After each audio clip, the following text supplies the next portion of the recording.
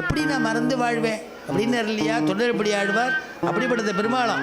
அதனால அயோத்தி மன்னர் கழித்த கோயில், தோராத தனிவீரன் தொழுத கோயில், துணையான வீடனுக்கு துணையாங்கு சேராத பயனெல்லாம் சேர்க்கும் கோயில், செடுமறையின் முதலெழுத்து மறையினா வேதம், மறைச்சு கொடுக்கக்கூடியது வேதம். அந்த செடுமறையினுடைய முதலெழுத்து அந்த பிரணவ அக்ஷரத்தை நமக்கு காண்பிக்கும்படியான பெருமாளாம்.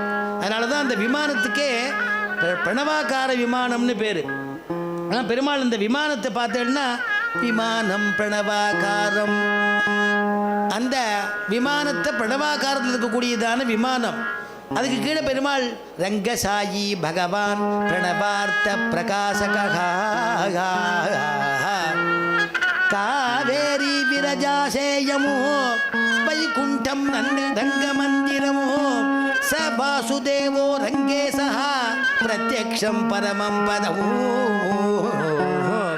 விமானம் பிரணவாகாரம் வேதசிங்கம் மகாத்முதமோ ஸ்ரீரங்கசாயி பகவான் பிரணவார்த்த பிரகாசகா. அப்படிப்பட்டதான பெருமாள் அந்த பெருமாள் இடத்துல ரங்கநாதன் இடத்துல ஸ்ரீரங்கத்துக்கு அழைச்சின்னு வந்தார். குழந்தைய ஆண்டாள ஆச்சரியமான பல்லக்கில் வரா. பல்லக்கில் அழைச்சிட்டு வந்தால் சந்தியாவந்தனத்துக்கு காலம் ஆயிடுத்தேங்கிறதுக்காக அனுஷ்டானம் பண்ணினாராம். காவேரியில் ஸ்நானம் பண்ணி அனுஷ்டானம் பண்ணுறச்சே அந்த குழந்தைய ஆண்டாள பல்லக்கில் காணும். உடனே கோபிச்சுண்டார். ரங்கநாதா, உன்னுடைய ஊரில் வந்து உன்னுடைய திவ்யதேசத்தில் வந்து என் குழந்தைய காணும்னா நீ தானே கொண்டு போயிட்ட, வேற யாரும் மகத்தான தெய்வம் இருக்க முடியும்? நானே உனக்கு விவாகம் பண்ணி வைக்க மாட்டேனா? கிருஷ்ணாவதாரத்தில் பண்ணுற மாதிரி லீலை பண்ணுறியே ரங்கநாதா, நீ இப்போ அர்ச்சாவதாரத்தில் இருக்க, நீ அப்படி பண்ணாத, என் குழந்தைய கொடுத்துடு. ஒரு மகள் தன்னை உடையேன் உலகம் நிறைந்த புகழால், ஒரு மகள் தன்னை உடையேன் உலகம் நிறைந்த புகழா, திருமகள் போல வளர்த்தேன் செங்கண்மாள் தான் கொண்டு போனான். பெருமகளாய் குடி வாழ்ந்து பெரும் பிள்ளை பெற்ற அசோதை மருமகளை கண்டு வந்து மனாட்டு புறம் செய்யும் கொலோ.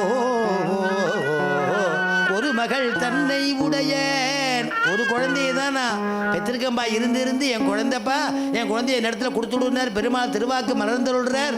தோ கொடுத்தோம் கோதாதேவிய. நானே வந்து ஆச்சரியமான பங்குனி மாசத்துல நானே வந்து உன்னுடைய இடத்துல பங்குனி உத்திர நட்சத்திரத்தை அன்னைக்கு நானே சிவில்லிபுத்தூர் வந்து விவாகம் பண்ணிக்கிறேன்னார். அதே மாதிரியே குழந்தைய திருப்பி அடிச்சுன்னு போயிட்டார் ஆண்டாள. அதனால் என்னைக்கு வரப்போறாருன்னு ஆண்டாள் காத்துட்டு இருந்தா. ஆச்சரியமான வைனதேயன், அந்த வைனதேயனுடையதான அவதாரம் தான் பெரியாழ்வார் விட்டுச்சித்தர். அதனால அந்த வைனதேயன் மூலமா அந்த பெருமாளை சீக்கிரம் அழைச்சின்னு வரணும்னா கருடாருடன் தானே வருவார், விஷ்ணு வச்சே. அதனால சொல்லி அழைச்சின்னு வந்து ஆச்சரியமான உத்வாகம் நடந்தது. இந்திராதி தேவதைகள்லாம் வந்திருந்தா. பெருமாள் எல்லாத்த பக்தாடெல்லாம் சேவிக்கிறா. பக்தைஹி பாகவதைஹி சஹான்னு எல்லாரும் சேவிக்கிறா. ஆச்சரியமான விவாகம் நடக்கிறது. அவருக்கு என்ன ஆச்சு? சிவில்லிபுத்தூர்னா அந்த பிறந்த ஊரில் அங்கே இருந்தா இல்லையா, மாப்பிள்ளையை அங்கேயே வச்சுட்டா, இங்கேயே இருந்துருங்கன்னு. அதனால் ஆத்தோட மாப்பிள்ளையா நம்ம ரங்கநாதன் அங்கே போயிட்டார். அதனால் ரங்கமன்னார் அப்படிங்கிற திருநாமத்தோடு சிவில்லிபுத்தூரில் எழுந்தொழி இருக்கார் அப்படிங்கிறதோட சொல்லி ஆண்டாளுடைய மங்களகரமான எல்லாருக்கும் எல்லா விதமான வளமும் சேரணும் அப்படிங்கிறத இந்த சமயத்தில் பிரார்த்தனை பண்ணிட்டு திருப்பாவையோட ஒரு பாசுரத்தை சேவிச்சுட்டு பூர்த்தி பண்ணுவோம். அடியேன் வந்து இவர் இந்த சுவாமி பேர் ராம்ஜி அண்ணான்னு பேர். எனக்கு ரொம்ப பக்கபலமாக இருந்து இன்றைக்கி நான் வந்து சங்கீத உபன்யாசம் பண்ணுறேன்னா எனக்கு உங்களால் முடியும், நீங்கள் பண்ணுங்கோ, நான் சப்போர்ட் பண்ணுறேன்னு சொல்லி இன்றைக்கி எனக்கு சொல்லி கொடுத்துட்டுருக்கார். பிரத்யுபகாரம் எதிர்பார்க்காம அனலைன் பண்ணிக்கோங்கோ. என்னிடத்துலேருந்து எதுவுமே எதிர்பார்க்கல. அவ்வளோ ஒரு சத்புருஷர் அவர். எனக்கு ரொம்ப வேண்டியவர். அவருடையதான குமாரர் தான் இவர். அண்ணா புள்ள குமாரர் தான் ஆகணும். அண்ணா புள்ள. இவருடைய விசேஷம் என்னென்னா அடியனுடைய குருநாதர் கலைமாமணி விருது பெற்ற கல்யாணபுரம் ஆறாமுதாச்சார் சுவாமிக்கு நிறையா ஹரிகதைக்கு விருதங்க வாசிச்சிருக்கார். எனக்கு என்ன பாக்கியமோ தெரியல, இந்த தடவை 2-3 தடவை அவரை பிரார்த்தனை பண்ணிட்டேன், எனக்கு கிடைக்கல. இந்த தடவை அற்புதமாக வாசித்து என்னையும் உற்சாகப்படுத்தி என்னை ஆட வச்சுடுவார் போல இருக்குது. அப்படி அற்புதமாக வாசித்தா ரொம்ப சந்தோஷமாக இருக்குது. இந்த மாமி வீணையினால் வீணாநாதம். அவனுக்கு ராவணனுக்கு பேர் சொல்லும்பொழுது வீணை கொடியோன்னு பேர். அவன் நல்ல சிவபக்தன். ஏதோ அவனுடையதான ஒரு துஷ்சங்கத்தினால அப்படி ராமனை எதிர்த்தானே தவிர வீணை கொடியோன்னு பேர். சரஸ்வதி கையில் வீணை வச்சுட்டு இருக்கா.